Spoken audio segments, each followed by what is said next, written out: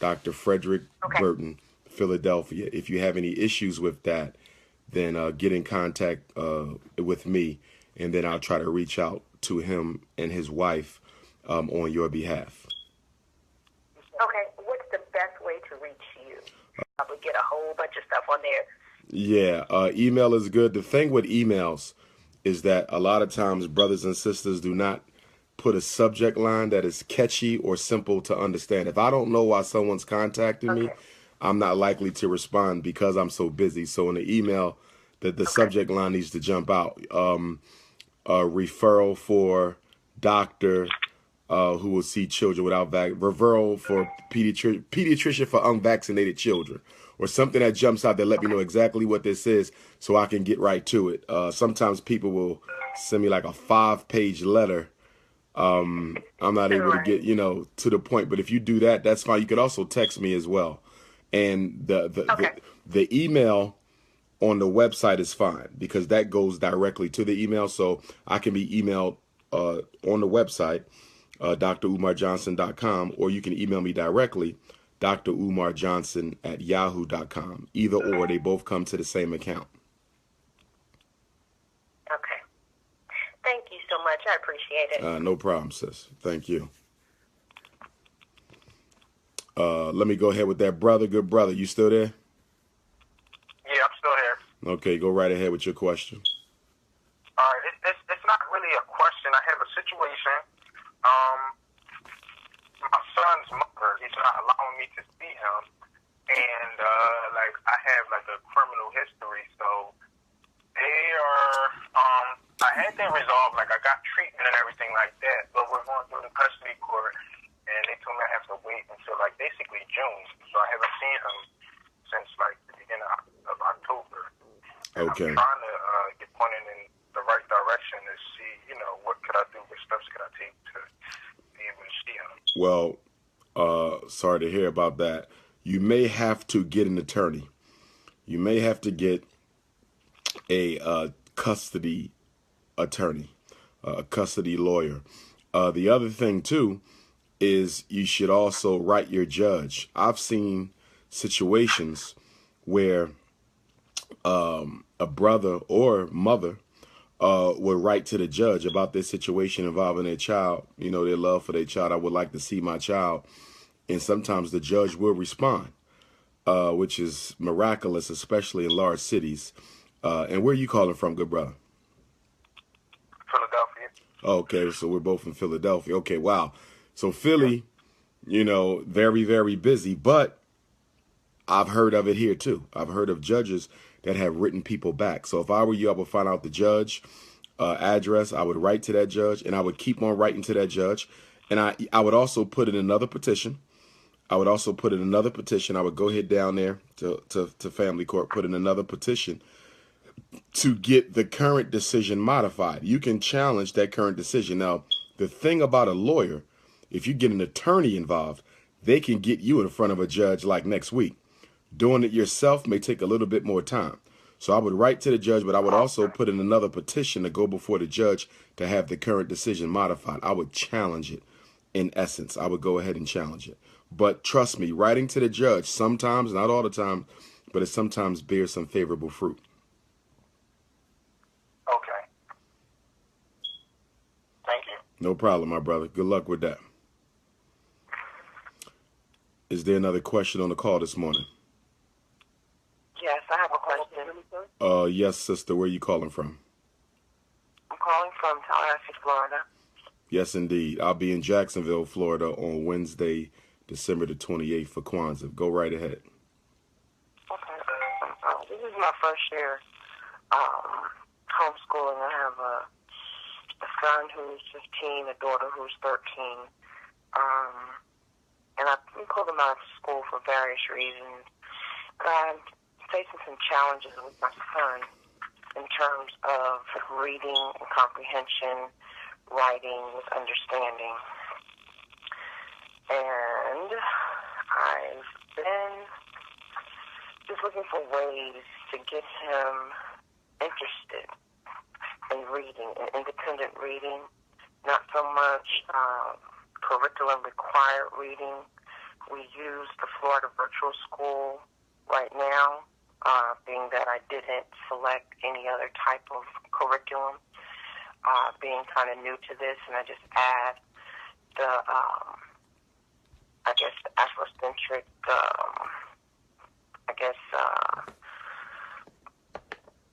additives, I'll say, for lack of a better word, to the curriculum. But my challenge with him now is getting him to read for comprehension and being able to write. What grade is he in? He is in the 8th grade.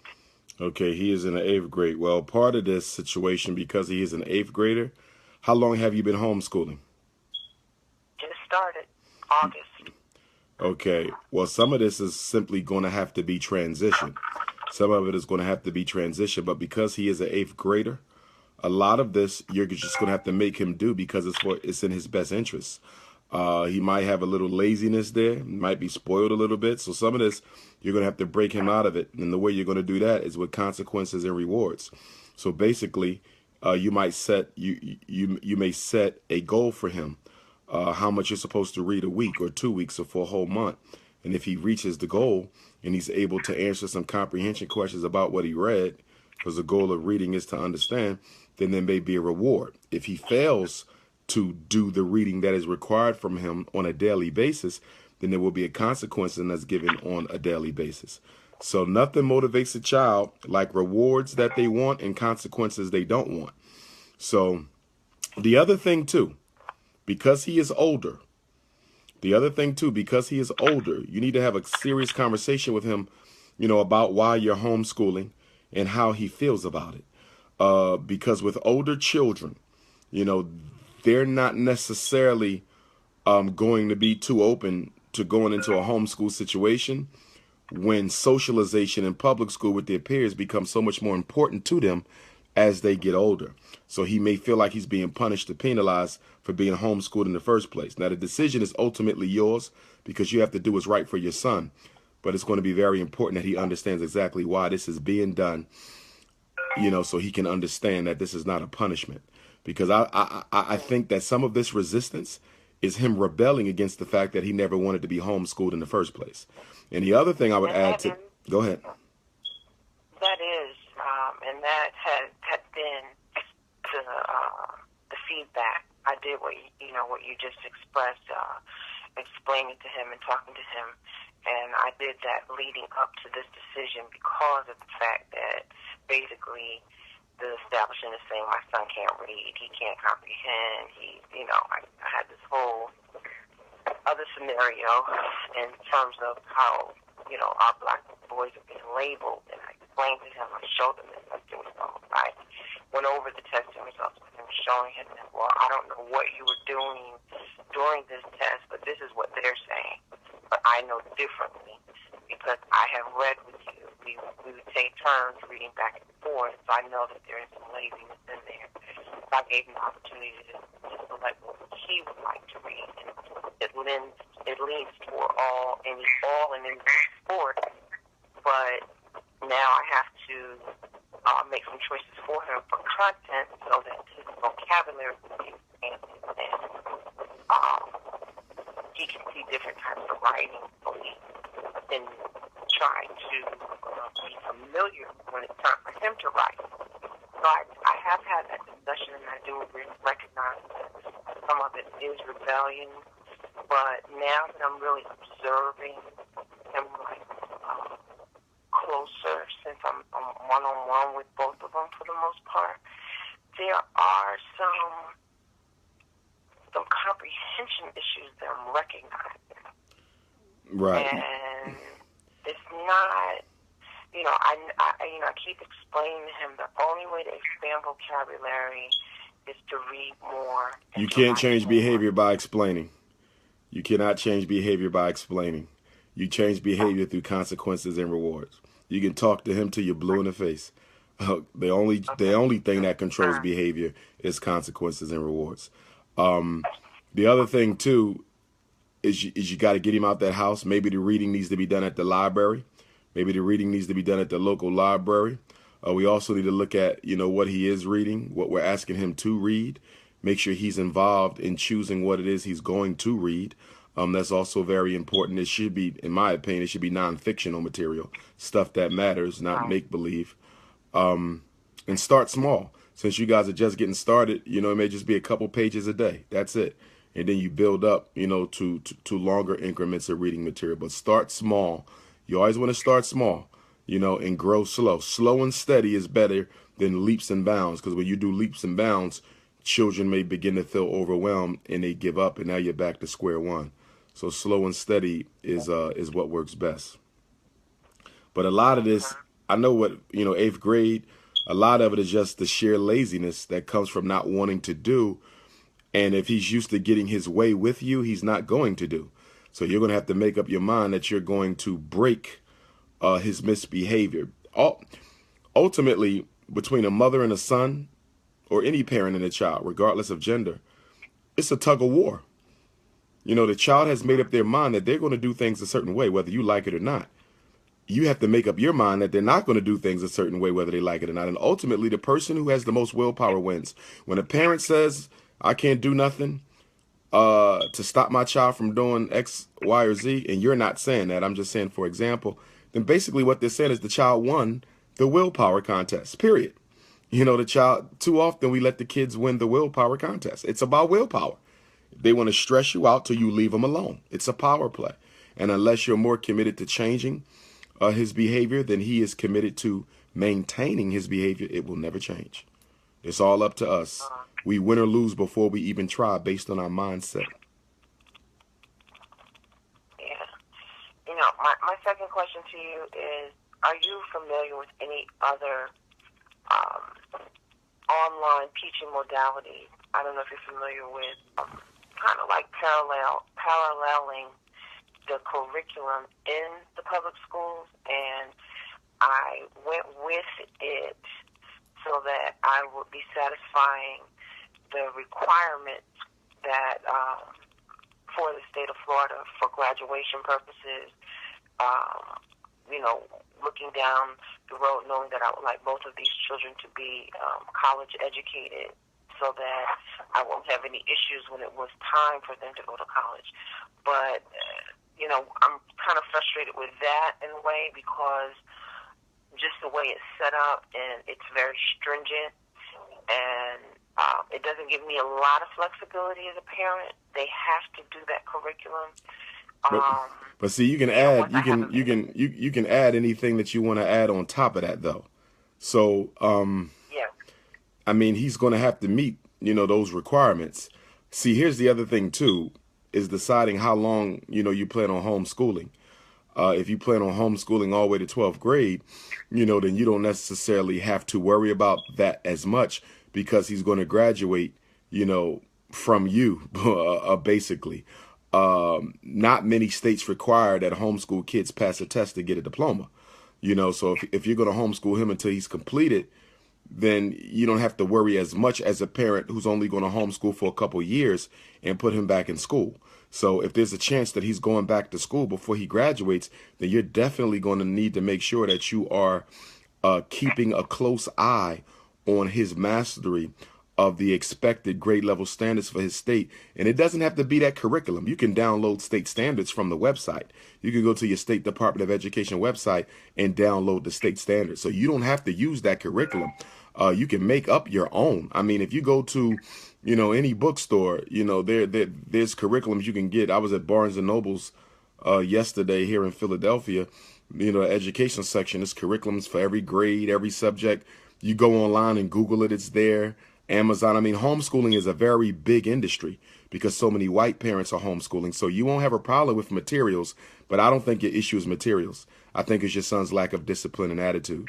But you could definitely shop around. I mean, there's stuff all over. If you Google curriculum, you know, homeschool 8th grade, you're going to see all kind of stuff pop up. Free stuff and not so free stuff. So it's just a matter of you choosing what you want to use. But you definitely want to make sure you use the state standards as a guide if you plan on sending him back to school at some point. Well, I was more concerned with when he gets of age to enter college for both of them. Because my daughter is the exact polar opposite. She is dealing with this whole. Let me do this. Let me jump in and do this since we spent a while on this. Let me give you my email, good sister, and send me an email, and we'll communicate that way. Or if you're interested in getting a one-on-one consultation, I charge $50 for that, and we can set that up as well. But let me give you the email address if you have a pen. Okay, go ahead. It's DRUMAR Johnson, JOHNSON @yahoo.com. Dr. Umar Johnson @yahoo.com. And we can continue to communicate that way or do the one-on-one consult. Okay, great. Thank you. Thanks a lot, sis. No problem. Is there another question on the call this morning? Yes, sir, I have a question. Yes. Where are you calling from? My name is Rachel. I'm calling from the Atlanta area. Okay. You said Atlanta or Orlando? Yes, Atlanta. My apologies. Atlanta. Okay. Your voice a little low, but go right ahead, my brother. Thank you, sir. I was actually referred to by a good brother of mine in New York, Brother Samuel Alarafe. He told me to contact you about... I can't hear you, my brother. I cannot hear you. You sound very low. I don't know if you got an earpiece but you're low. Is it better? That's much better. Go right ahead. My headphone. Thank you. A good friend of mine, Brother Samuel Alarafe, he told me about you. He said to talk to you about my concerns. What's your question? My concerns are, Dr. Johnson, yes. My concern, sir, is I'm an adult person with ADHD. I've been following you for a couple of years, and I know that you have your views on ADHD. But my question is, as someone who's been diagnosed a couple of years ago, and I've been dealing with the symptoms for a long time, how do I deal with it? Well, ADHD is a spectrum. There's a lot of symptoms to ADHD, and you can have 20 people with ADHD. And one symptom might affect one more than the other. For example, someone may be affected with mental disorganization, more so than focus, or they may be affected, by being overly agitated, as opposed to, zoning out. So, I mean, to target that, you would need to know specifically how it is manifesting itself within your life. However, one thing I would recommend, if you go to any bookstore and you go to the psychology section, there's dozens of workbooks. And I know because I was just in the psychology section yesterday, there's dozens of workbooks for adults dealing with ADHD. In fact, when I was working on my doctoral degree in clinical psychology, we had to purchase and study. ADHD was a big thing. So obviously, because it is a big thing, we had to spend a lot of time in our program, or a significant amount of our time rather, dealing with ADHD. And so I actually used a workbook myself, to be honest, because from time to time, I struggle with those types of things, especially with all the different responsibilities that I have. Now, as far as ADHD goes, I'm against ADHD for children. If adults want to get diagnosed and if adults want to take drugs, that's their business.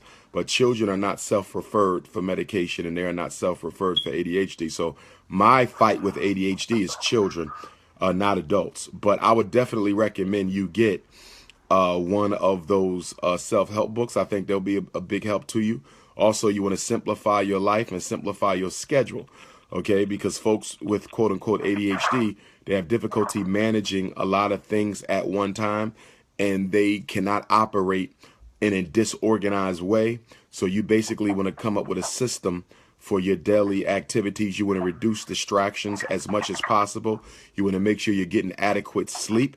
And when you do work, you want to make sure there's zero distractions. People with a true problem, quote unquote ADHD, when they sit down to do work, they have to turn everything else off. They got to turn off the phone, the computer, if it's time to type. If they have to study, they have to get rid of the tablets. There could be nothing else but what you are supposed to be focusing on, because the intensity of your distraction is greater than it is for other people. But also you want to watch your diet. You want to watch your sugar intake, your high fructose corn syrup, your caffeine, all of which can disrupt and work against the brain's ability to stay focused for a sustained amount of time. But there's a lot of good workbooks out there. Make sure you check them out well. Some of them are garbage and some of them are great. So, but I don't think you have a problem if you're committed to getting a hold of that mental disorganization or behavioral challenge situation, I don't think you'll have a problem with that. A lot of good books out there, along with the workbooks. There's a lot of good books in general that will help you as well. But it's so much. ADHD is an industry, so you definitely want to take your time. But if you go to any major bookstore, I'm sure you'll find something that can help you out. All right. So one more question. What kind of workbook, like obviously you use a workbook yourself to help you with your daily life, what kind of workbook would I be looking at? What are some indicators of an excellent workbook as far as like helping out with a schedule and whatnot? Well, you would have to look through them. Like you would have to flip through them and see what works for you. They're all very different. So that's a goodness of fit question. So when you look at them, you'll say, okay, well, I like this one more than I like this one, because again, ADHD is a spectrum, and it's just so much, so many different ones that approach it in so many different ways that you just have to look at them. And there's so many. So you'll probably be in the bookstore for about a good hour because there's a lot there, but I'm sure you'll find something that'll work for you.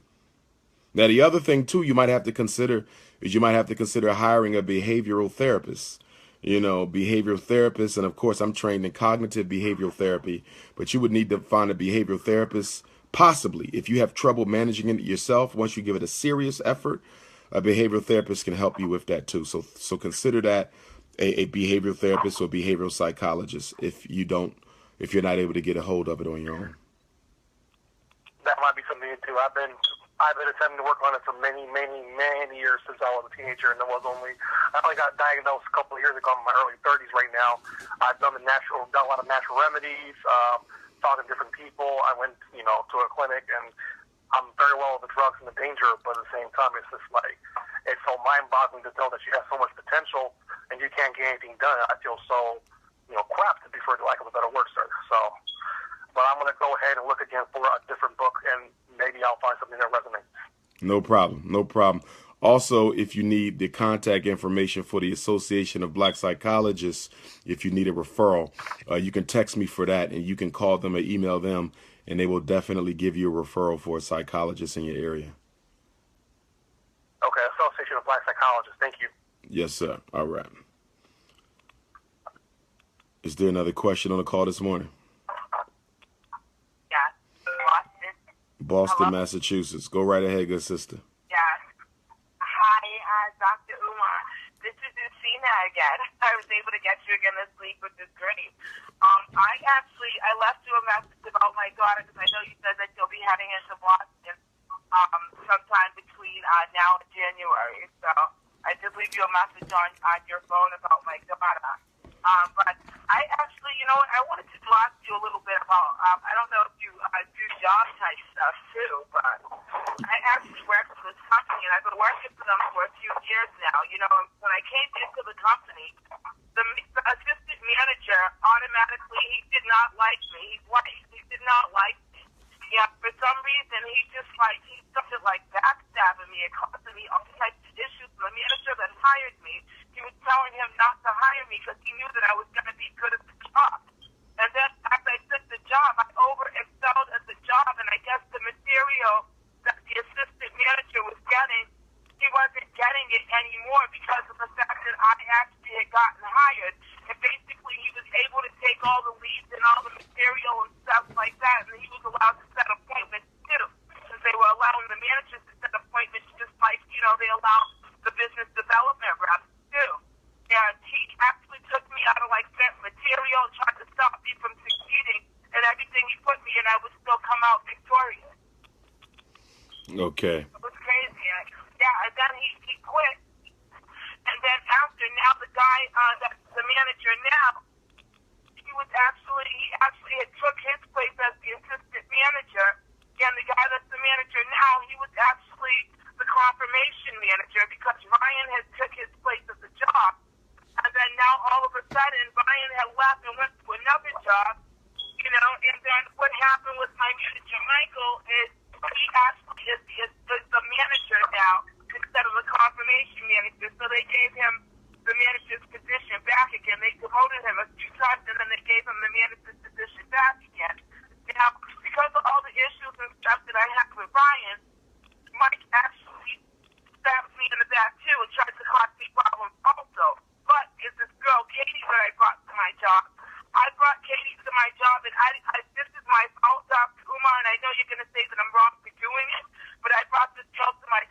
didn't know her from a hole in a wall.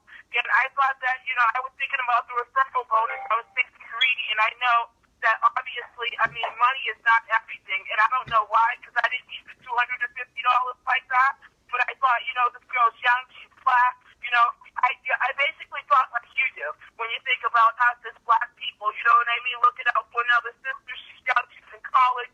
You know, and she's a Jamaican girl. So I bring her to my job instead of her letting me wean her in and introduce her to people and stuff like that. What she does is she gets in, Dr. Umar. She kicks me to the curb and acts like I didn't even bring her there and starts stabbing me and, you know, hooking up, you know, with different people and talking to different people and dealing with people. And she had everybody turned against me. She had, my manager was already two-faced with people. So he's weak-minded. He's one of those people-pleasing type managers. Okay? So she was able to get in his ear and everybody else's ear.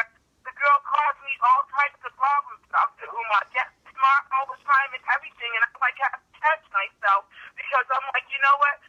I have 2 teenage kids, and you're not going to keep talking to me like that, Katie. You're 20-something years old, and I'm 38. You know what I mean? And it just is like, I don't know. Like, I feel like, I'm like, damn, Ryan left, and he was causing me all those types of issues and trying to get me fired and stuff, and anything that he did against me, it never worked.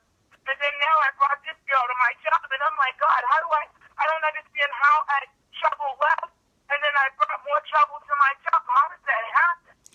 Well, number one, I don't think you should blame yourself for what has transpired as a result of you trying to help another black person. That's number one. You should not blame yourself. You did the right thing. You did the right thing, and you did what was right. She is the one that was wrong, you know, based on what you're saying. But now you're going to have to, and it's going to be tough, but you're going to have to forgive her for what she's done, because you have to work with her to some level. And then you have to forgive. Say that again. Can you imagine? Oh, that's going to be tough because she took advantage of you. She used you and then began to work against you. So I know how painful that can be, but that's what she's done to me. And it's, oh my God, you don't understand. It's so frustrating. It is, you know? Because I just got my own business and things like that too. But it's frustrating. It's upsetting. It really, really is. You know what I mean? And she's so sneaky and she's wicked. How do I get away from this? What is going on here? God. She's just so wicked and she's just so much trouble. And I'm like, Dad, I don't understand it. Well, the other thing, you need to be keeping a log. You need to be keeping a log at that job in case you need to sue. So I hope you're recording everything, especially the interactions that you're having with your boss. And I would definitely start floating my resume elsewhere. I don't know how much time you have in at that job, but it doesn't sound like it's psychologically healthy for you to continue. In fact, you may want to get with your doctor and see if the doctor will order you to take mental health leave from your job for a couple weeks. That wouldn't hurt either, and that would also help substantiate your case against your boss in case you decide to pursue damages. Yeah, exactly. You know what? Actually, I didn't even think about anything like that. Yeah, because I'm telling you, the situation is just out of control, and my manager is such a sucker. Like, she's so weak-minded. Like, you know, this girl stabbed me in the back, and like she's done all types of stuff. She's talking. You know, she just, like, causing me issues, like, you know, saying stuff about my kid, and you know what I mean? It's just right. like, you know, and then you're like, Dad, how did you know about your kids? You know, I was talking about my daughter, you know, on the phone outside one day. She came out and was eavesdropping on my conversation. Talking about my kids, you know, and right. She just caused, like, so many issues. She took me to court and everything, you know, I'm telling you. It's only by the grace of God that I didn't even touch this girl. She's so tiny, but she's so wicked and she's vicious. That girl's evil. And I can't even believe I brought somebody like that to my workplace. I got you. But you gotta stop. You can't keep going back to what has happened though.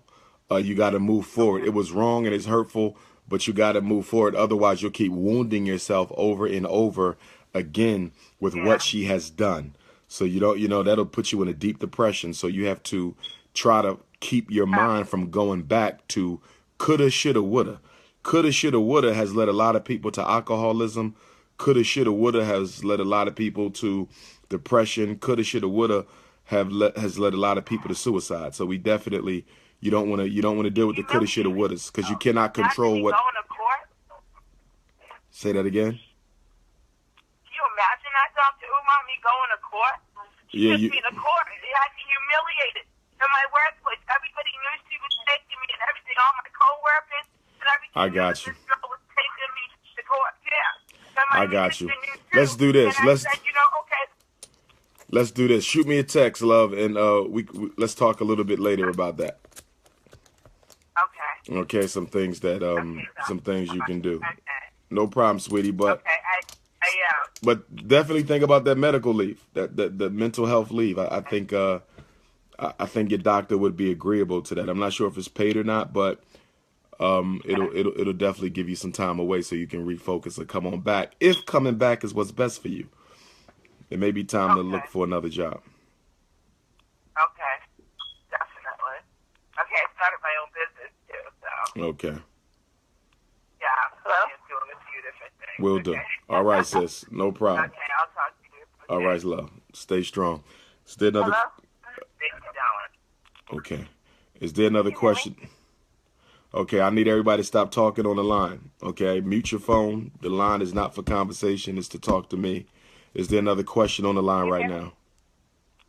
Hello? Yes. Where are you calling from, sister? Okay. Springfield, Massachusetts. Springfield, Massachusetts. Go right ahead. Okay, I'm calling about relationship issues and how it affects a kid and their ability to learn.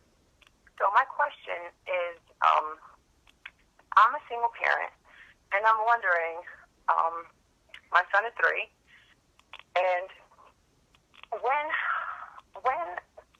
do I need to get into another relationship? How important is it for my son to for me to be in another relationship? I'm pretty close to being financially secure on my own.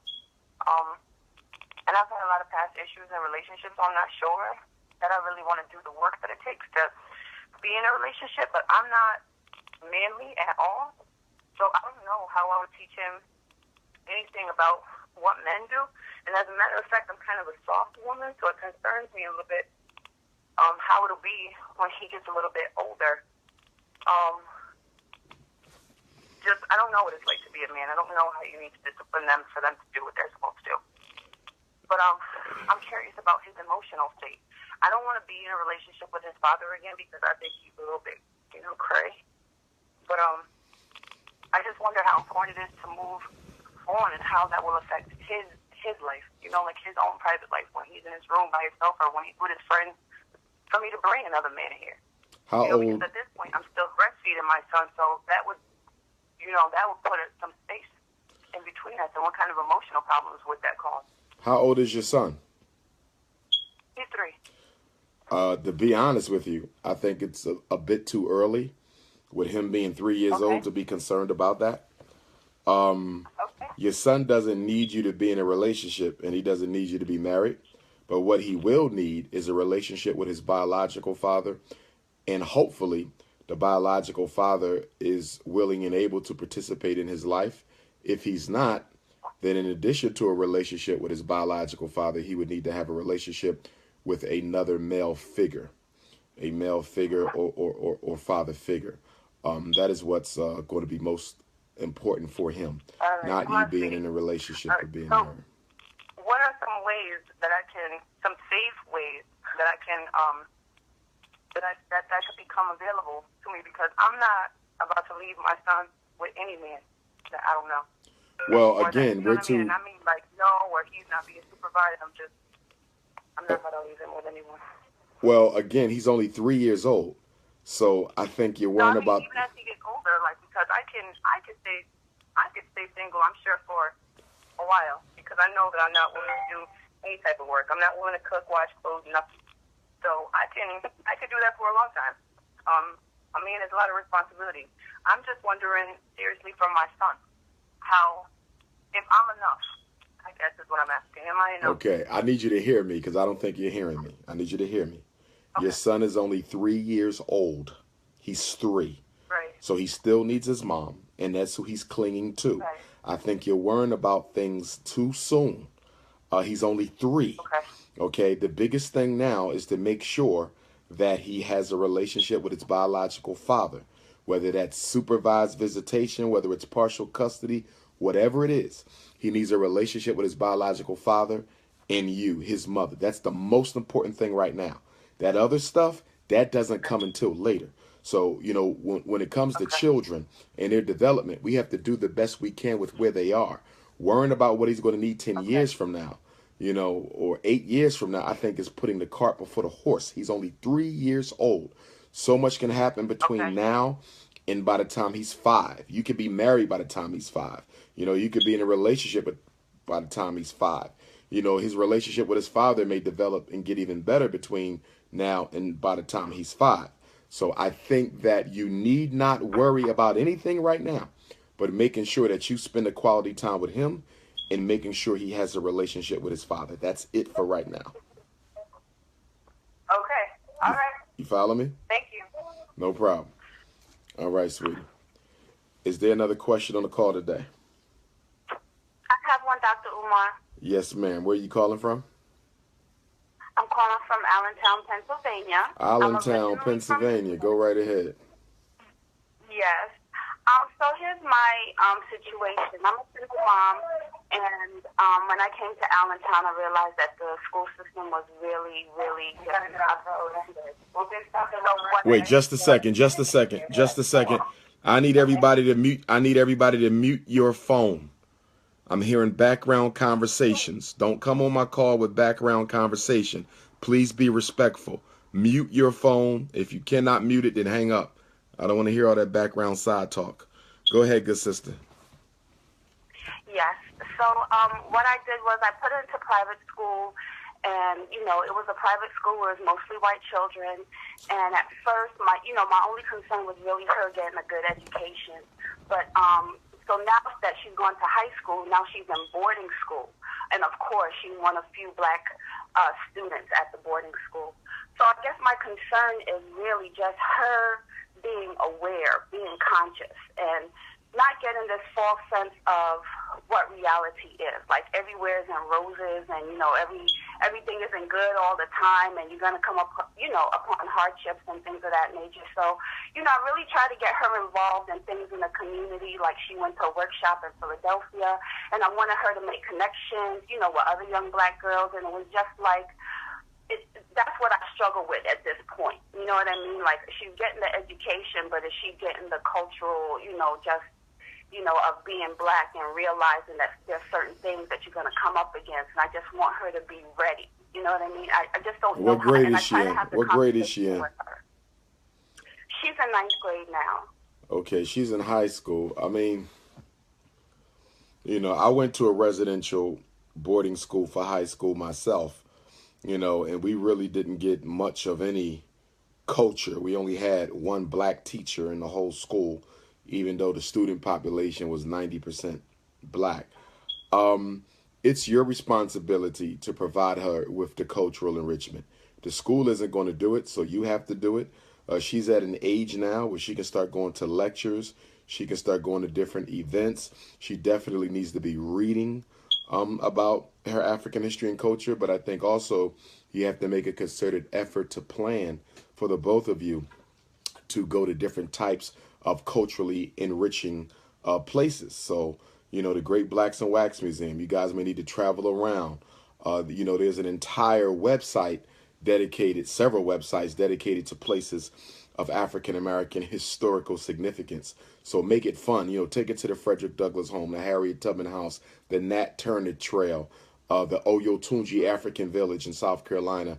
I mean, there's so many different things, you know, that are out there that are really provide her with that cultural understanding that she's not going to get at school. You may also want to consider enrolling her in my second annual Unapologetically African College Tour for 11 to 17-year-old black children. We will be going on the tour from June 28th to July the 12th, June 28th to July the 12th. And we'll be leaving from Atlanta, Georgia. It's 2 weeks, 14 days, 14 nights. The cost of the tour is $3,500, but I will pay $1,500 for each child, and the parents pay the other $2,000. So I think that would be good for her. That would really, really be good for her, because that'll be a crash course, and she'll get everything she needs hanging with us for the 2 weeks. But outside of that, I think there's so much you guys can do together, even in Pennsylvania, because obviously there's a lot here in Philadelphia. You have to take her to the Black African Holocaust Museum in Philadelphia. That's an absolute must down in on Richmond Street. You know, you got the African American Museum of Philadelphia. You have the Robert Purvis graveyard, Independence Hall. She needs to go there, not for Constitution reasons, because that's where they wrote the Constitution, but also that's where black people were hanged. They were hanged in that courtyard. Slaves, enslaved Africans were hanged. But there's a lot here and across Pennsylvania. The John Brown House up in Chambersburg, Martin Delaney home up in Chambersburg, and then you go over to West Virginia and you have things there. So there's a lot. There's a whole lot. In fact, there's a book on African American historical sites in Pennsylvania.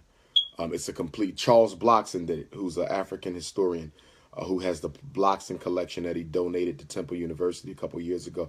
He did a book on African Americans in Pennsylvania, African American history in Pennsylvania. It is nothing but sites and landmarks, things that black people have done here, different slave massacres, rebellions, Underground Railroad, just in Pennsylvania.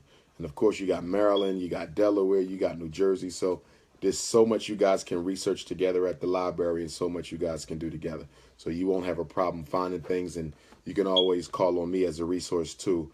But I would say the first thing, get her to the Black African Holocaust Museum in Philadelphia down on Richmond Street.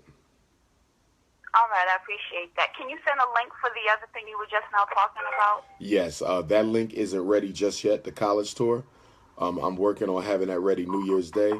So what you could do is just get back in contact with me New Year's Day. You can send me a text, or an email, and I should have that information there. Okay, thank you. No problem. And you have my contact, good sister? The email? Yes. Yes, I do. Okay, no problem. All right, thank you. Thanks a lot. Is there another question on the call this morning? Good morning. Yes, I have a question. Where are you calling from?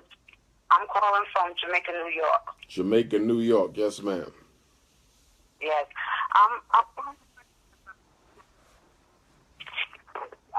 He has a profound deafness, but he has a cochlear implant, which allows him to hear.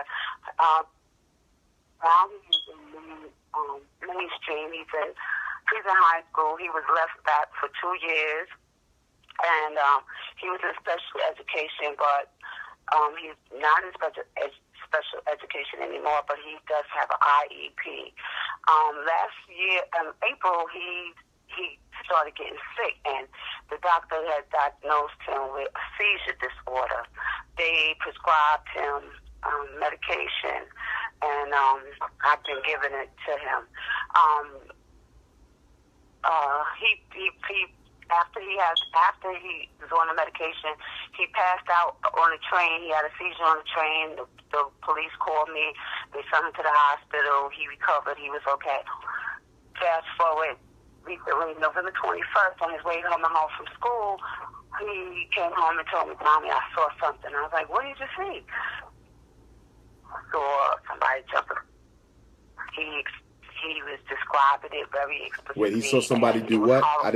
He saw somebody do what? I didn't hear that. Commit suicide, jump in front of a train. Okay.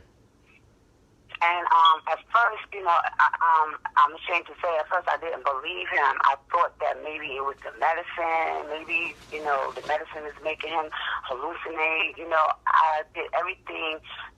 I didn't believe him. And so I looked on the news. It didn't come on the news. I looked on the website. On the internet. It wasn't on the internet. I called MTA. they never picked up. I called 311.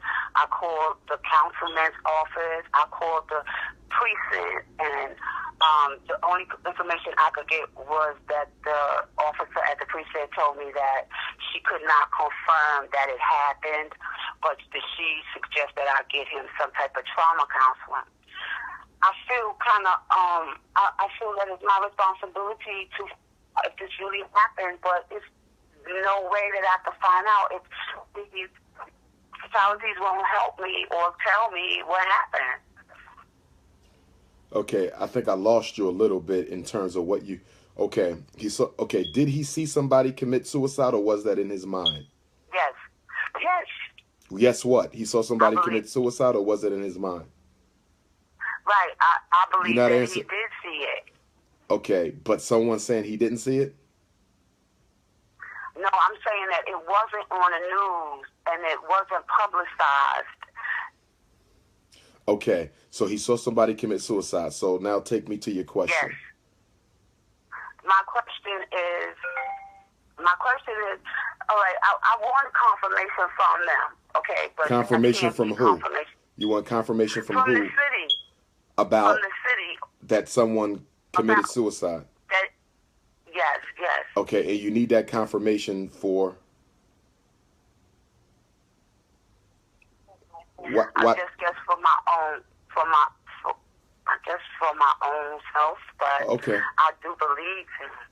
So I guess I'm in between a rock and a okay. Okay. Is there someone saying that they don't believe him? No, nobody's saying that. Nobody's saying that they don't believe him. Okay, but you need confirmation because you believe he may not be telling the truth. No, I believe him now, but at first I don't. Yeah, I do believe him, but I just think. Let me ask you this: tell me. Okay, I'm a little lost on whether you believe him or not. Where's this going? Him. What are we looking for? Okay, I'm looking for what is it that I should do? Okay, about. Because I was thinking maybe I should about him seeing that and he needs therapy. About him seeing that he needs therapy. That's what he needs. He needs therapy. Right. Okay. Okay. All right. So and my question is with that is I don't know if I trust the school system or should I tell his teacher or the counselors in his school because he said he don't want to talk about it and I don't want to push him to do something that he don't really want to do, but I want to do what's right for him. Well, here's the thing. He may be suffering from post-traumatic stress disorder. He may be suffering from post-traumatic stress disorder as a result of what he saw. No teacher, no counselor in that school can provide him with treatment for that. Do they need to know? You have to decide that. If there's a reason why you think they may need to know, like if it's beginning to affect his behavior, if it's affecting his grades, he may need to know. And if it's affecting his ability to function in school, then he might need a 504 plan for a kid with post-traumatic stress disorder. So he needs therapy. And he needs it soon because post-traumatic stress can develop into, those symptoms can get worse over time. It's like someone coming back from, war. Post-traumatic stress, that's a powerful thing because you will have recurrent memories and recurrent dreams of the stimulating situation, which you may have a difficult time discriminating between truth and false, what's real and what's not. So, a child dealing with post-traumatic stress, him seeing somebody commit suicide, that is a very traumatizing thing. That is very traumatizing. So you absolutely have to get him professional help, and the school should not be a part of that at all. All they need to know is whether or not he may need a 504 plan, certain accommodations to help him adjust because of the PTSD. But they cannot solve his problems. Schools don't solve problems. Okay, schools do not solve problems. They may diagnose them, they may create them, but they do not solve them. So what you need, and where you based at again, good sister? What state? What city? In Jamaica, Queens. Okay, you're up in New York. Okay, there's a lot of psychologists in New York. What I need you to do, you could text me following this call, and I will text you the name and phone number. The name and phone number for the Association of Black Psychologists so you can get a referral. And make sure you tell them you need somebody who's experienced working with children with post-traumatic stress disorder. Okay. Quick question. Where is his biological father? His biological father is around, and in fact, they just started to redevelop their relationship after I stopped pressuring him to do it. Yeah. Okay, so they're working on it now. They're seeing each other. Yes, they are. They are seeing each other. And then I told him about it, and I spoke to him about it. He spoke to his son about it. Then he called me back and told me he don't, that he doesn't want the school to know, and that he doesn't want to talk about it, just to leave him alone about it. The father said that? Yeah, his father said to leave him alone about it, and that when he's ready to talk about it, then if he... Oh, yeah, you can't force him. I agree with that. Like, nobody should be Right. constantly trying to get him to talk about it. No, I agree with that. Right. If he don't want to talk about it, y'all leave him alone. But he still needs to talk to somebody Okay. professionally. Y'all not the therapist. Get him to the therapist. All right. Okay. All right. Well, good luck with that. Keep me posted if anything changes on that. Oh, one thing I do want to tell you. One thing I do want to say. When he goes to therapy, the therapist might recommend medication. Now, depending on how strong your son's symptoms are, he might need some medication in the short term. But those antipsychotics that they use for PTSD, they are very, very powerful. They are not designed for children, but sometimes children have to take them for their PTSD symptoms. Please, please, please, please, please understand that they come with a great deal of side effects, a great deal of danger. So try to stay away from the drugs as much as possible. But if you feel your son cannot function without them, so be them. But keep in mind, all they do is suppress the symptoms. They do not solve the problem. But please, please try to keep them away from the medicine, because I'm promising you they're going to push it. Just say no. You can refuse it unless you feel the symptoms are so powerful that it's beginning to destroy your son's life. Other than that, I wouldn't put my son on those drugs. Yeah. Okay. That's okay. Yeah. I don't want to put him on a medication either. Okay. Well, keep me posted on that. All right. Okay, so I'm going to text you. You're going to text me. What did you say? The Association of Black Psychologists. I'm going to text you their phone number and email so you can get a referral. Do you have my number? Yes. Okay. So make sure you send me that text. Okay. All right, love. Thank you. No problem. Take care. Is there another question on the call this morning?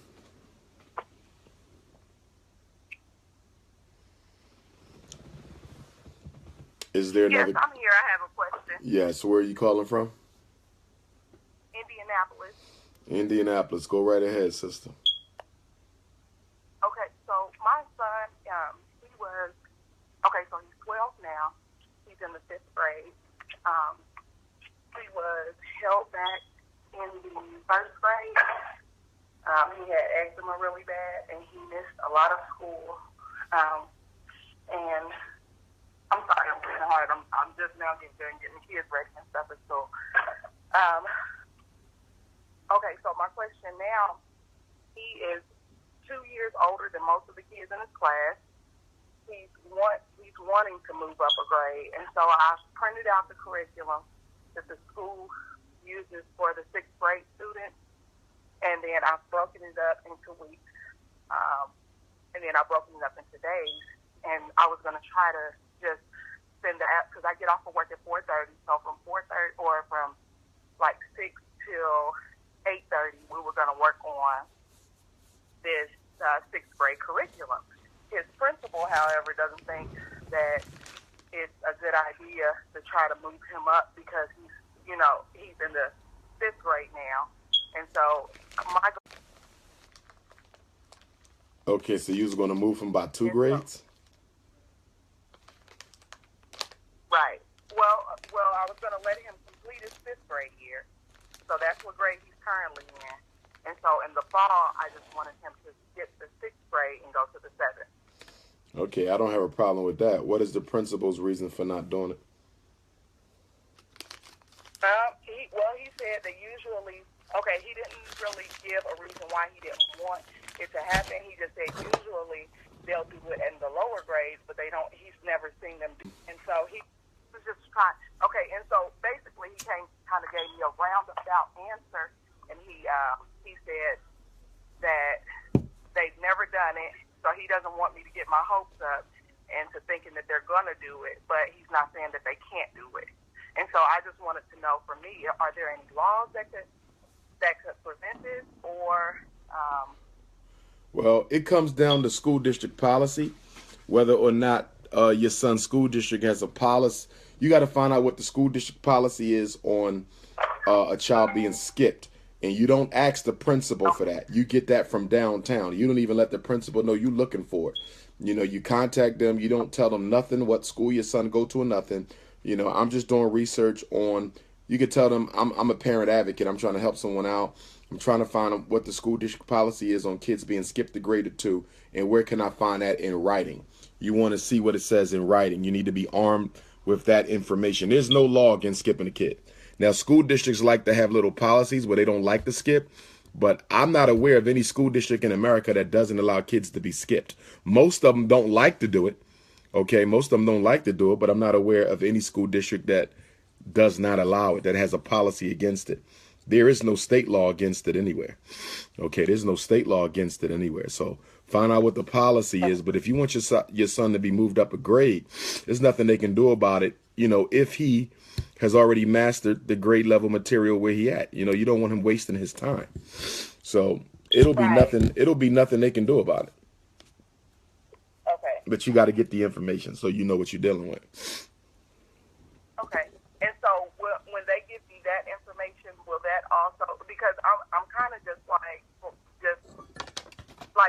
there's no set thing that I need to do that I feel like that's been set in place. So I printed out the curriculum and broke it down, and I have that set up. But is that all that I need to be working on doing, or are there assessments that go with it? Well, that's why you need the policy. The policy will determine whether or not he need to be tested or anything. Some districts, for a kid to be skipped, he got to be tested by the psychologist, you know, for IQ or for achievement levels or so forth and so on. So that's what needs to be done. You know, find out the policy. Most districts, to skip a kid, you don't necessarily need to be tested. Testing is normally for early admission. So if you want a child to be admitted into school early, you know, let's say he's 5 and, you know, the school district don't let you start kindergarten until 6 and you feel your child is ready, then there might be an evaluation that is done to make sure he is at a level where he should be allowed to start school early. Okay.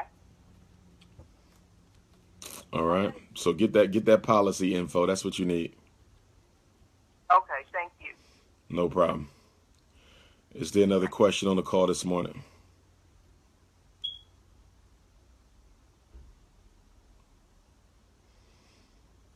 Okay.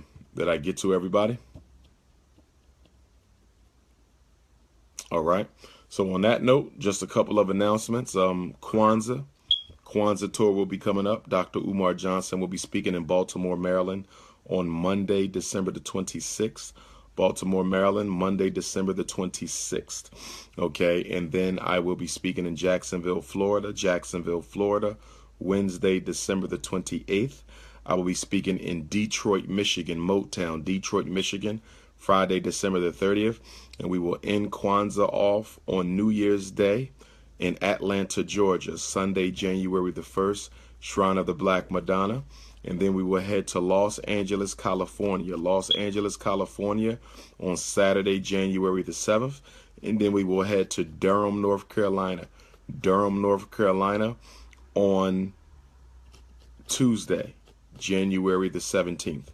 So that is the tour. Those are my next 6 stops. You can get your tickets at princeofpanafricanism.eventbrite.com, princeofpanafricanism.eventbrite.com. As far as the fundraiser for the Frederick Douglass Marcus Garvey Academy, we're still pushing on. There's a chance that we may move to a different fundraising platform in 2017. That's why you don't see the page up right now. We may be moving to a different fundraising platform. But in the meantime, for the new year, you can continue to send your donations payable to FDMG Academy to P.O. Box 6872, Philadelphia, PA 19132. Again, FDMG Academy, P.O. Box 6872, Philadelphia, PA 19132. Resumes, if you like to work at the school, can be sent to fdmgresumes@gmail.com. fdmgresumes@gmail.com. I'm working on a college tour. I'm working on the next 4th annual Dr. Umar Africa trip. You know, we do a 2-week trip in Africa.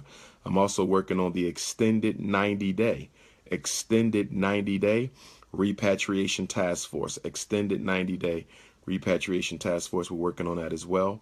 Also the ex-offender conference. Also the 18 to 25-year-old college tour for brothers and sisters. All right. So if you need to reach me, drumarjohnson.com. Email drumarjohnson@yahoo.com. Phone is 215-989-9858. 215-989-9858. For those of you who are coming out to any of the upcoming lectures, you are advised to not wait till the last minute to get your tickets. Once they're gone, they're gone. We had to turn a lot of people away in Queens this past Sunday. Shout out to New York City. I will be back in New York City on Thursday, January 12th. I will be in Brooklyn. Once again, I will be back in New York City on Thursday, January the 12th. I will be in Brooklyn to celebrate the birthday of the late, great Dr. Khalid Abdul Muhammad. That will be at the Brooklyn Christian Center, 1061 Atlantic Avenue. So Brooklyn, we will be back soon. All right. One love, family. Prince of Pan Africa. Yeah. Yes. One quick question, if I may. Sure. Where are you calling from? New Jersey. Go ahead.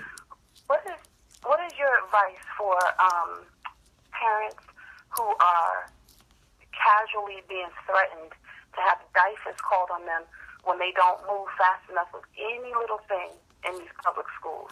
Any little thing like what? Such as, so a friend of mine was told that his daughter threw up. She's about 4 years old. And he was not able to get there immediately, but he said he would come. Even before he could get the words out of his mouth as a single father, the principal said to him that if he didn't come, another institution would definitely be coming to pick up his daughter. Okay, they wanted him to pick up his daughter and do what with her? Pick her up because she had thrown up. So apparently part of the policy is if a child throws up or has a fever or something like that, they have to be picked up from school. Okay. So within the very first phone call, the father, the black father, who's a single father, was told that, you know, if you don't come soon, another institution will be coming to pick up your daughter. I would write a letter to the superintendent. I think that's disrespectful to the parent. I think it's disrespectful to the parent. Now, on the school's behalf, though, I do think that, you know, having been a principal myself, okay, sometimes children do have to be picked up. So if he cannot do it, there should be emergency contact people, you know, on the child's record who can come and pick him up. So in emergencies, I do agree with the school that someone should be able to come and get that child if they have to be picked up. It doesn't have to be the dad. So then the question becomes, where are the emergency contacts? So I do understand that aspect of it. But even in a case like that, that should not automatically result in a DIFAS referral. And I'm very familiar with DIFAS. I did my internship, my pre-doctoral internship with DIFAS in Trenton, New Jersey. So I know how they are. But that's an insult. That's an insult. If I was him, I would write a letter to the superintendent, and I would probably write a letter to my elected officials complaining about that because, you know, get your state rep and your U.S. rep and your state senator and your U.S. senator involved in that because they are the upholders of the law. And there's no law that says a parent must be reported to Child Protective Services because they didn't pick up their child in an emergency situation if they wasn't able to get to him. However, he needs to update his emergency contacts. He must have emergency contacts. So he needs to update that. But at the same time, I think I would have to write a letter of complaint because, you know, he could basically put them on the spot by saying, I want to know what the district policy is for parents who are called, you know, to come and pick up their child because of medical illness and they cannot get there. Now, a lot of times if the parent cannot come, if it's not a life-threatening situation or very serious illness, the kid just kind of hangs out with the nurse. I mean, they just sleep and stay with the nurse until the end of the day, you know, unless it's something that requires them to go home right that time, right at that moment. So again, policy needs to be clarified. Policy needs to be clarified. He needs to research the policy. He needs to ask about the policy, not on the school level, but on the district level. And I think he needs to send out some letters of complaint. But he also needs to update his emergency contacts. Got it. Okay, thank you so much. Got you, no problem. Hello? Yes, ma'am. Where you calling from? I'm calling from Arlington, Virginia. Go right ahead. Okay, I just have a question. My son, they diagnosed him with having like ADHD. They're trying to make it like he has some type of sensory processing disorder. He needs, he has to have movement breaks. He has to have like different types of cheers or jump on balls to be able to control himself. But it's basically they're trying to make it like he can't control himself. He needs all of these things to be able to do his work. Now, a lot of the things that they say that they see in the classroom, I don't see at home. Some of it I do, but a lot of it I don't see at home. And they'll call me a lot of times and they'll say, he's having a meltdown. He doesn't want to do his work. And then when I ask him, why is he not doing his work, he'll tell me like he's frustrated. So I've had to talk to the teachers and the principal before and let them know that my son is not, the traditional learner. He's not just going to sit there and listen to you talk to him in order for him to learn. He's more visual than anything else. Okay. What grade is your son in? And what grade is your son in? He's in second grade. He's in second grade. An IEP. Okay, he has an IEP in the second grade, and he's diagnosed with ADHD in the second grade. I have a question for you. Why did you feel it was necessary to let him get evaluated for ADHD so young, and why did you feel it was necessary to put him in special ed so young? Well, he was receiving early intervention services when he was 2 years old. And he received those for what? He received those for what? What was the early intervention for? Speech therapy. Speech therapy? Okay, speech and OT. Yeah. Okay. So his special ed, is his special ed service only for speech and OT? No, but how he got into it, it was like... No. Wait. I need you to answer my question. He's in special ed, and then I'm going to let you continue. He's in special ed for what? Does he still get speech? Does he still get... Yeah, so he was... No. Does he still get speech? Yes or no? No. Does he still get speech? Yes or no? Yes. Okay. Now, in addition to speech, what is he also in special ed for? Did they diagnose him with a learning disability, or is he in special ed just for ADHD or just for speech? You got to know what he's in special ed for. So speech plus what? He's in special education because they say he has intellectual disability. Okay, so they said he has an intellect. So so let me be clear. He's in the second grade and he's diagnosed with an intellectual disability. He's diagnosed with ADHD. Am I clear? A second grader, both ADHD and mental retardation. Okay. Well, first of all, that intellectual disability, which is formerly mental retardation, we need to scrutinize that. We need to scrutinize that because there's a chance that your son may not be intellectually disabled. Okay, diagnosing a kid with intellectual disability that young, especially a black kid on a culturally biased test administered by a white person, significantly increases the likelihood that it may have been a misdiagnosis. So what I need you to do is I need you to fax me. Do you have his evaluation report that claims he's intellectually disabled? Do you have that to email or fax? Do you have it on your computer or do you have it hard copy? I have hard copy. Okay, so I'm going to give you my fax number because I need you to fax that to me. I would like to see it because a black boy is 4 times as likely as a white boy to be misdiagnosed as retarded. Okay, and I think your son may have been misdiagnosed. It could have been correct, but I doubt it. Okay, because this is what I do for a living. I doubt it. I think your son was misdiagnosed. I'm pretty sure he was misdiagnosed with the autism. I think both of those diagnoses are nonsense.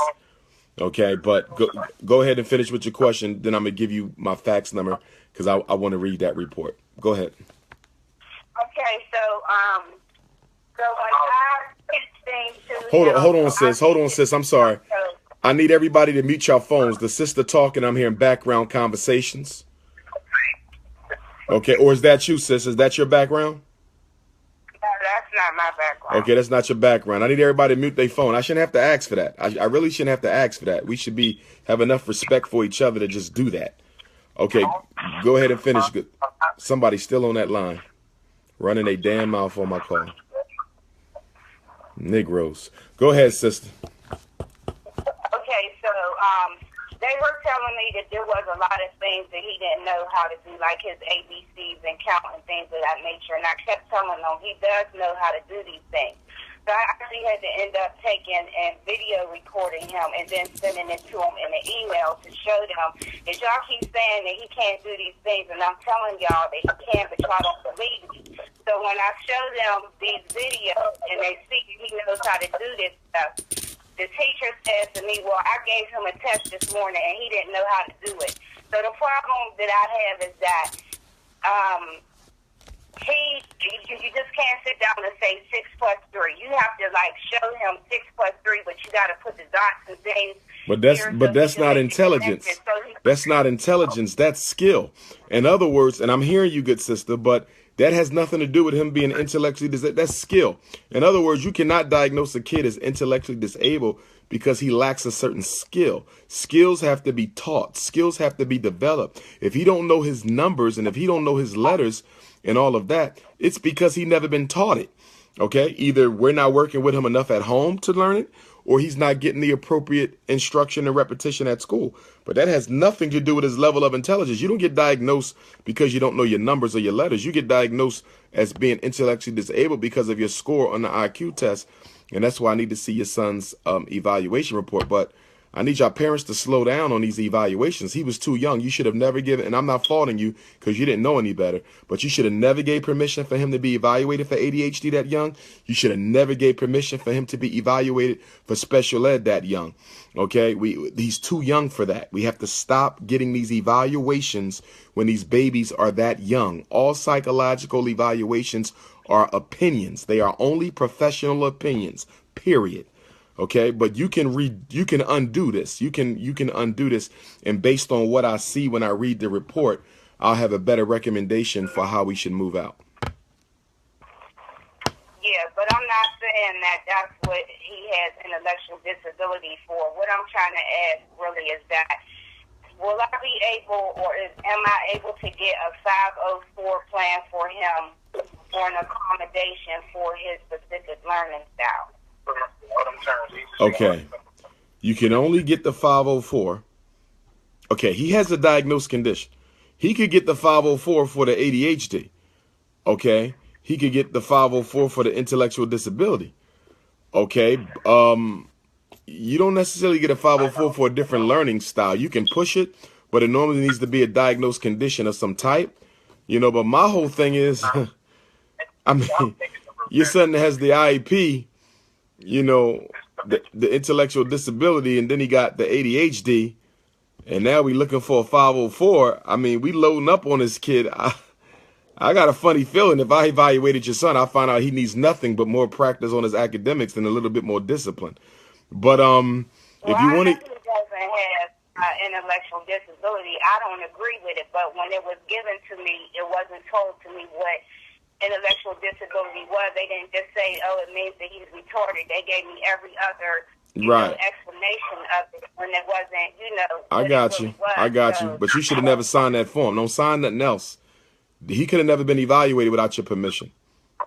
It could have never happened. I signed it, but what I'm saying is when I went to the doctor and he was the one that told me that he thinks he needs to be seen, for additional early intervention services, the place that he sent me to was a place that deals with child development.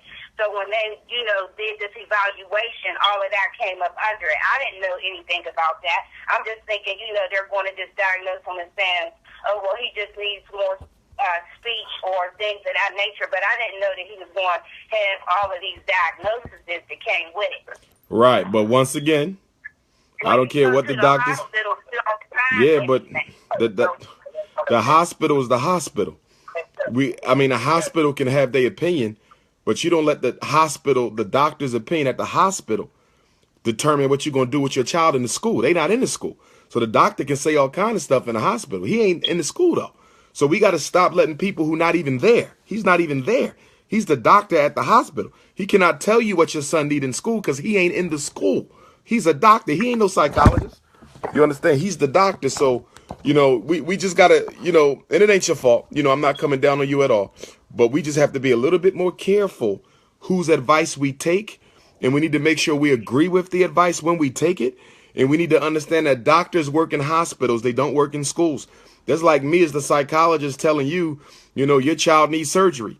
How the hell I'm going to say he needs surgery? I'm not no doctor. So it's the same thing with the medical doctor. That's it. And sometimes because they're medical doctors, we think they're experts in everything. Medical doctor ain't taught education. They don't know nothing about education. They know very little about special ed. Their advice isn't worth very much in the school setting unless it has to do with medical issues. If it's not a medical issue, it don't involve them. Doctors, they ain't got nothing to do with special ed. They ain't got nothing to do with special ed. So, just be a little bit more careful about how we moving out because, I just need you to understand what I'm saying because we done loaded up on this kid. He's only in the second grade. He's loaded up on, we're going to get a 504. He got an IEP, he got intellectual disability, he got ADHD. He's only in the second grade. That is ridiculous. So it's time to slow on down with all of that. The next, okay, you want the 504. You can get the 504. You can get the 504. But again, if he has an IEP, for either the ADHD or the intellectual disability, any accommodations you want can be put on the IEP, but there's nothing wrong with a separate 504, especially if we plan to remove him from special ed. So, yeah.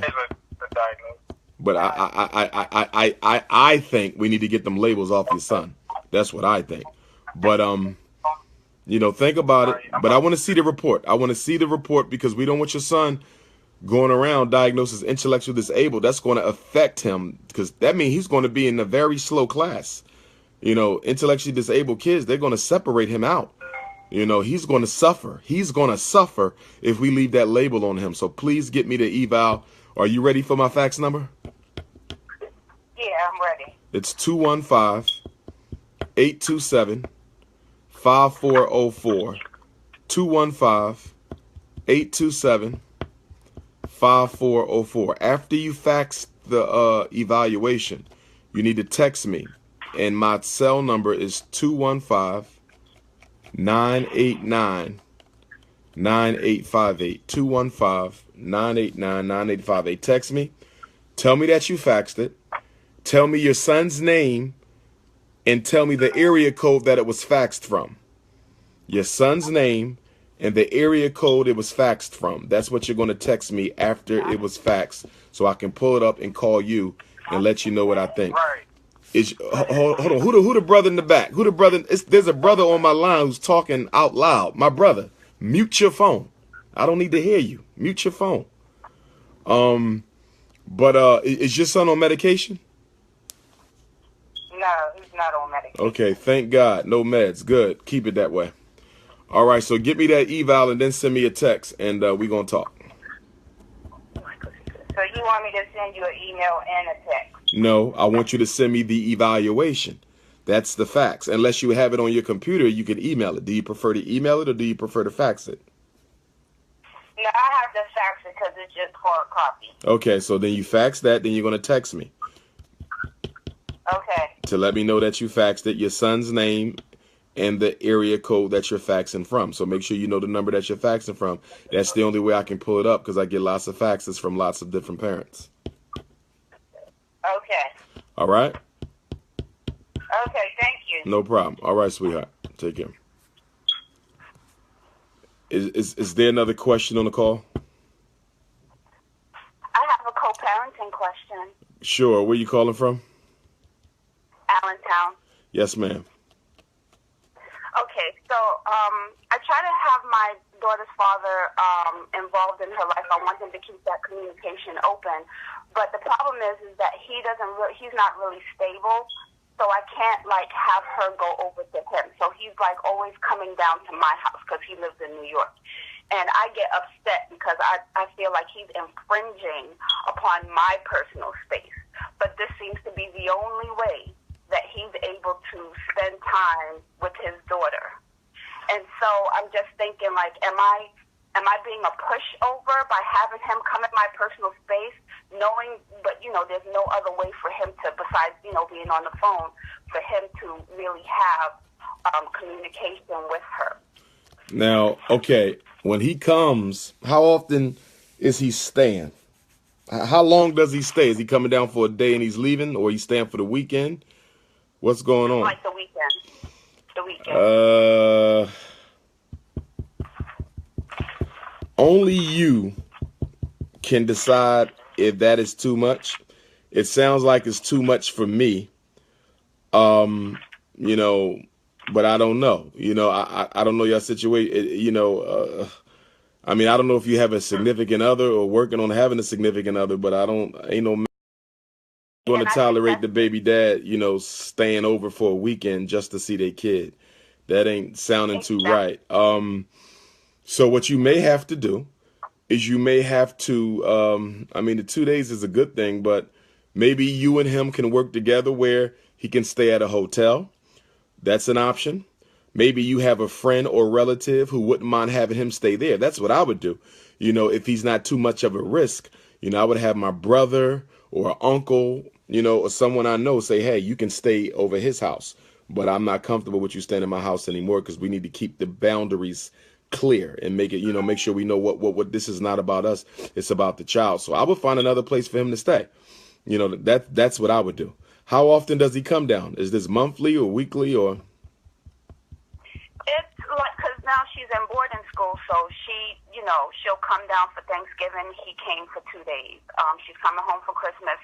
He'll be down for, you know, another 2 days.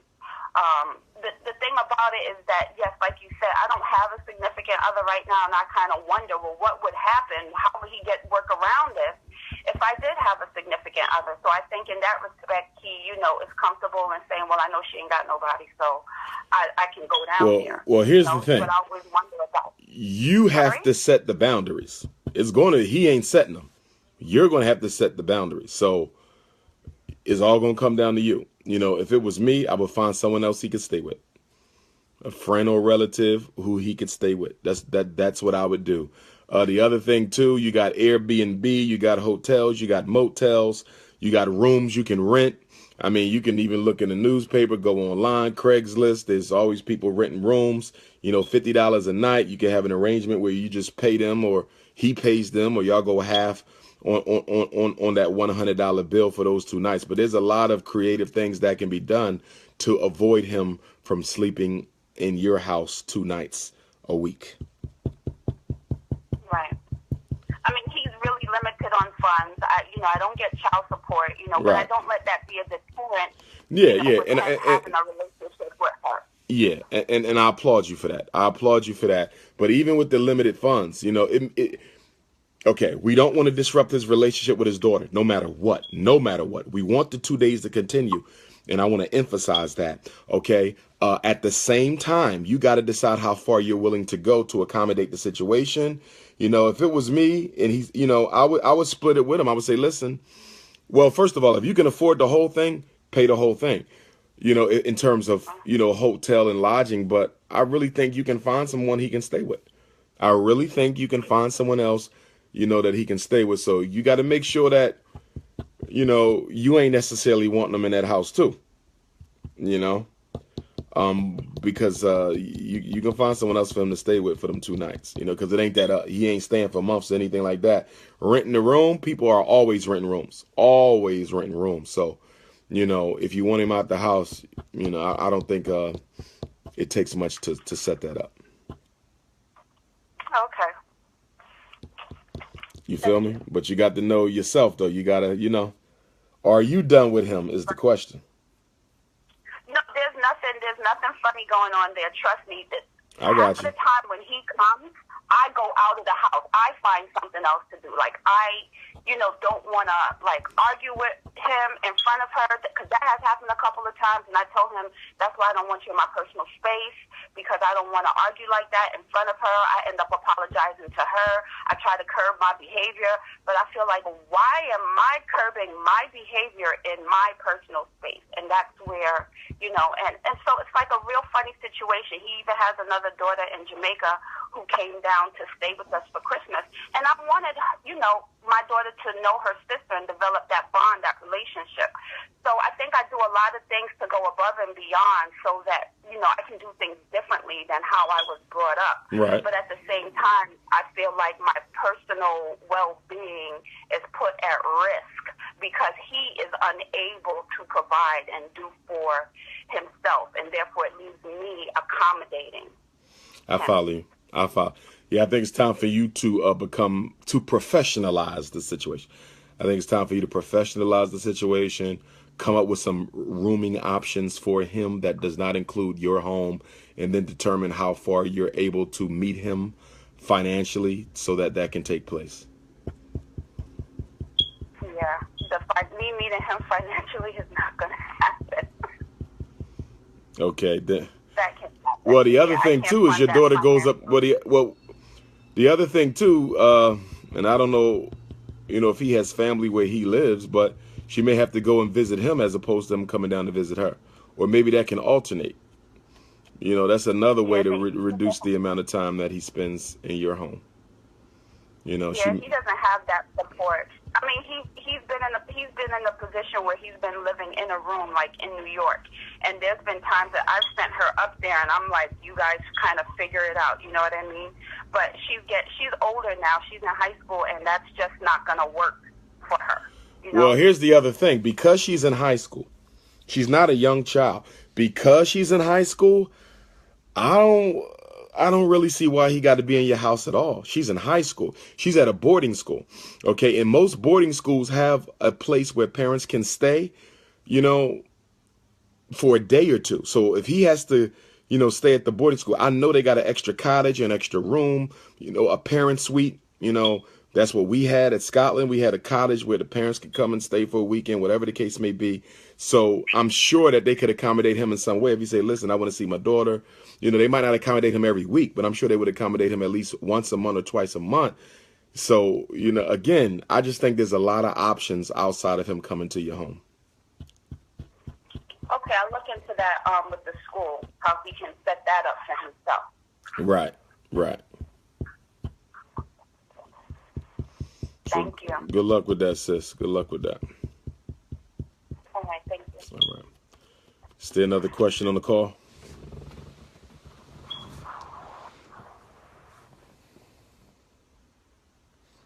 Okay. I think we're all done. So, family, this is the Prince of Pan-Africanism. I'm about to sign out. And y'all need to cut it out in Facebook world. She wasn't trying to give him no cookies, okay? She wasn't looking for no milk with her cookies, all right? She was just looking out for the baby girl. So, good stuff today, good stuff. We'll be back again next Tuesday. Again, I need y'all to keep your eyes peeled for school properties out there that Dr. Umar can go and visit and check out, all right? And looking forward to the Kwanzaa tour this year. Another year almost done. Only got a few more weeks. We need to make some good New Year's resolutions, Black family, some good New Year's resolutions. So this is the Prince of Pan-Africanism. I'm signing out. Everybody have a blessed week. One love.